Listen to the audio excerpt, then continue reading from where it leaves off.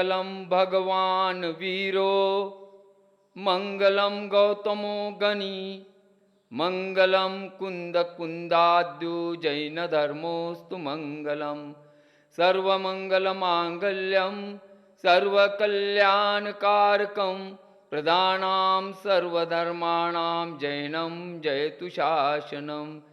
जय बोलो दिव्य देव प्रभु श्री रामचंद्र की जय। मूल नायक विश्वहितंकर चिंतामणि पारसनाथ भगवान की जय। प्रथमाचार्य चारित्र चक्रवर्ती आचार्य श्री शांति सागर जी गुरुदेव की जय। मुझ जैसे कंकर को पत्थर को भगवान का रूप प्रदान करने वाले मेरे शिक्षा गुरु दीक्षा गुरु प्रज्ञाश्रम सारस्वताचार्य पूज्यपाद श्री देव नंदी जी गुरुदेव की जय। जैन धर्म की जय। आज दिनांक 26 अगस्त शुक्रवार भाद्रपद कृष्ण चतुर्दशी 14 का दिन। हमारे लघु कथाओं के माध्यम से धार्मिक उद्बोधन, धार्मिक बोध, धार्मिक शिक्षा,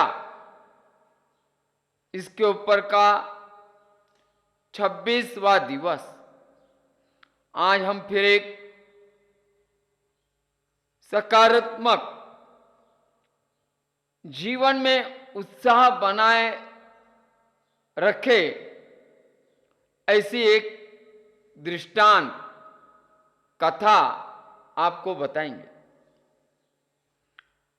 यह आज के जीवन में बहुत ही अत्यंत उपयोगी दृष्टांत हमारे जीवन के लिए।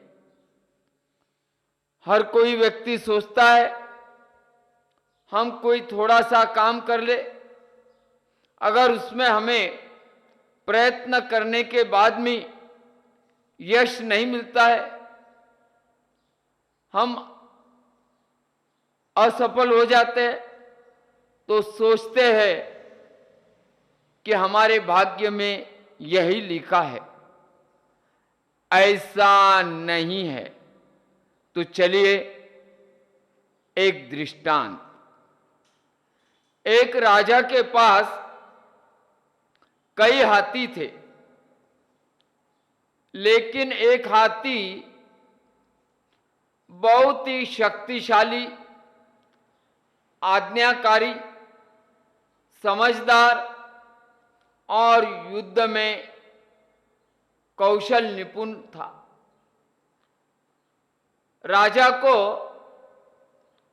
युद्धों में विजय दिलाकर ही वह हाथी वापस लौटता था। इसलिए राजाधिराज महाराज का सबसे प्रिय हाथी था। समय अपने अनुसार गुजरता गया। हाथी भी वृद्ध दिखने लगा। एक दिन की बात है, वृद्ध हाथी सरोवर में जल पीने के लिए सरोवर के पास गया। पानी पीने लगा और उसका एक पैर कीचड़ में धंस गया। वृद्ध हाथी जैसे ही कोशिश करता, उसका पैर और कीचड़ में धंसता जा रहा था। हाथी ताकत भी लगा रहा था, पर वह कीचड़ में धंसता जा रहा था। वृद्ध हाथी ने बहुत कोशिश की, लेकिन स्वयं को कीचड़ में से नहीं निकाल सका। यह समाचार राजाधिराज राजन को मिला। राजा अपने मंत्रीगण और प्रजाजनों के साथ सरोवर के पास गए। सभी इकट्ठे हो गए। सभी ने देखा कि रुद्ध हाथी कीचड़ में फंस चुका है और निकलने का प्रयास करता है, लेकिन नहीं निकल पा रहा है और क्षीण हो चुका है। राजा को तभी समाचार मिला, उस मार्ग से आगे गौतम बुद्ध तथागत विहार कर रहे हैं। राजा मंत्रियों के साथ तथागत गौतम बुद्ध के पास गए और उन्हें विनयतापूर्वक अनुरोध किया और हाथी के बारे में बता दिया। और स्वयं राजा ने तथागत गौतम बुद्ध से किया, हे स्वामी, इस विकट परिस्थिति में आप हमारा मार्गदर्शन करें। तथागत गौतम बुद्ध अपने शिष्यों के साथ घटना स्थल पर पहुंच गए।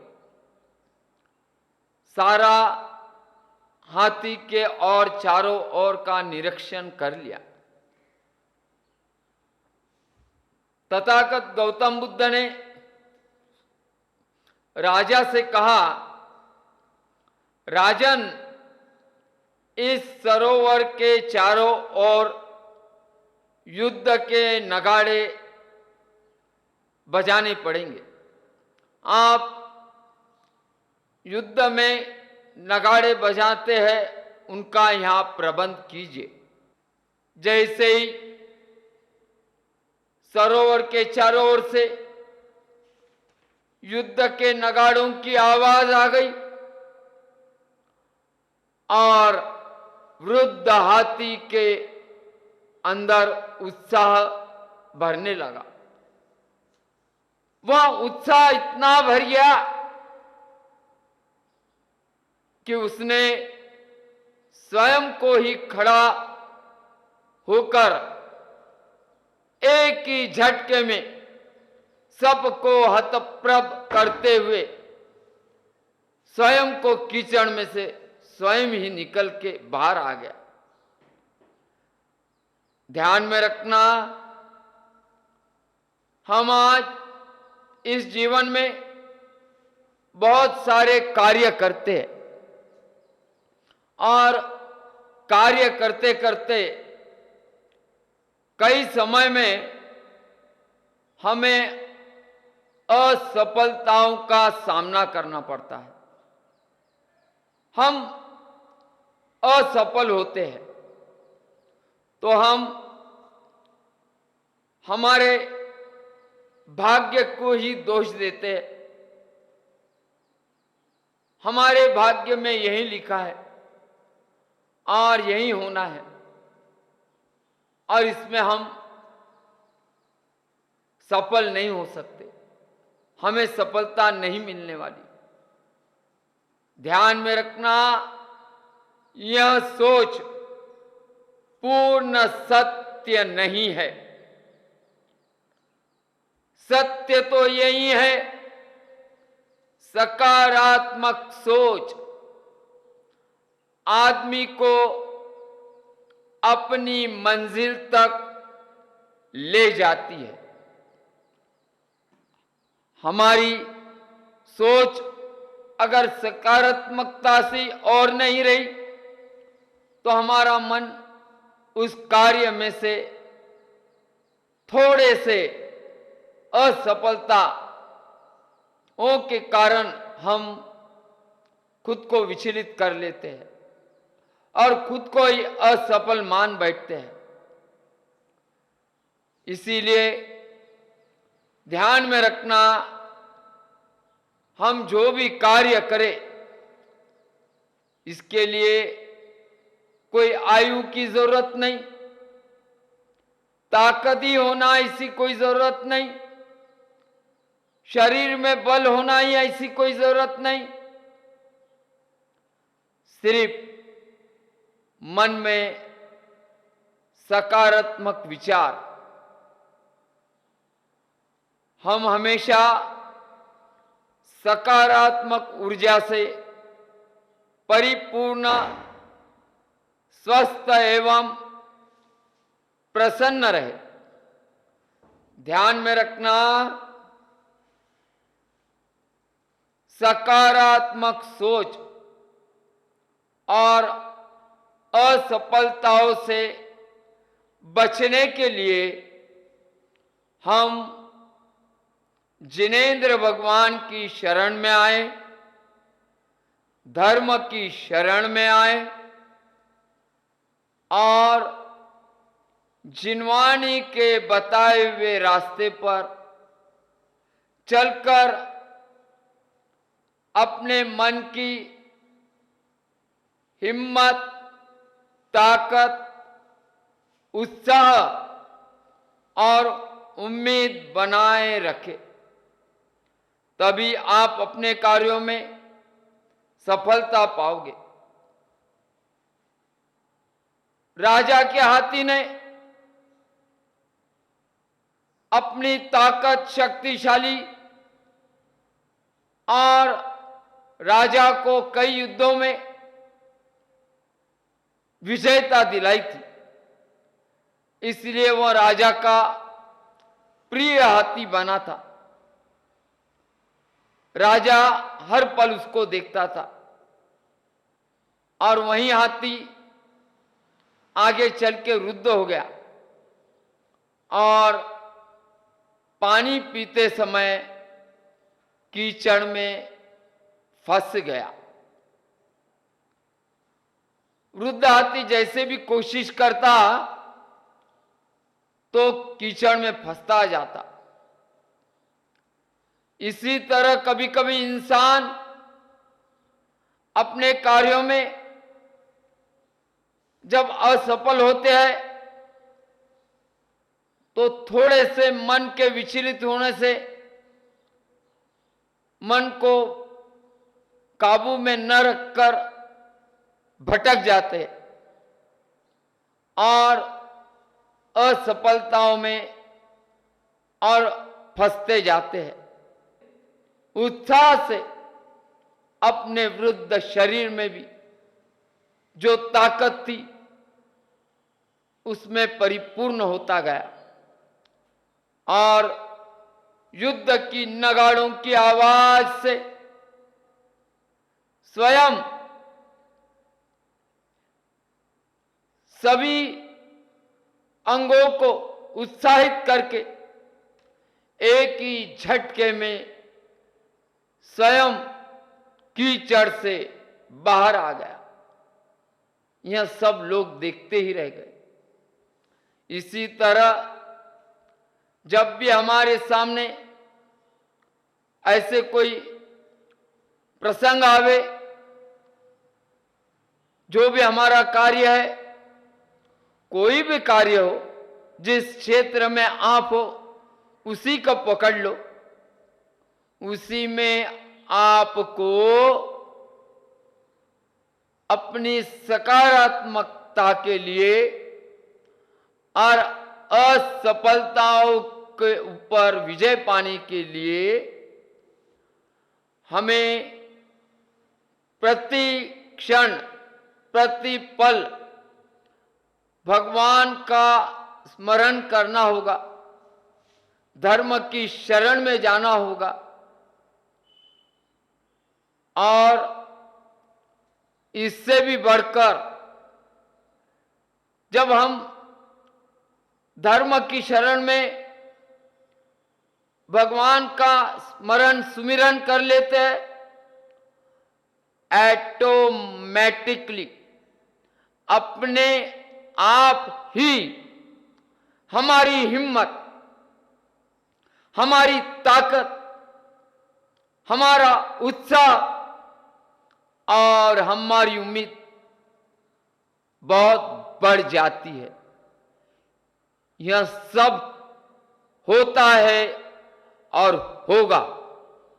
इसके लिए हमें जिनेंद्र भगवान की शरण में श्रद्धा पूर्वक जाकर धर्म की शरण में रहकर भगवान की वाणी, जिन वाणी, उस पर पूर्ण श्रद्धान करते हुए उस रास्ते पर हम चले, तभी हमारे जीवन में सफलताओं के ऊपर सफलता मिलते जाएंगी। इस सफलता में सबसे बड़ा जो काम होता है, उस सफलता में आपको हिम्मत, ताकत, उत्साह और उम्मीद यह प्रभु स्मरण से मिलती है।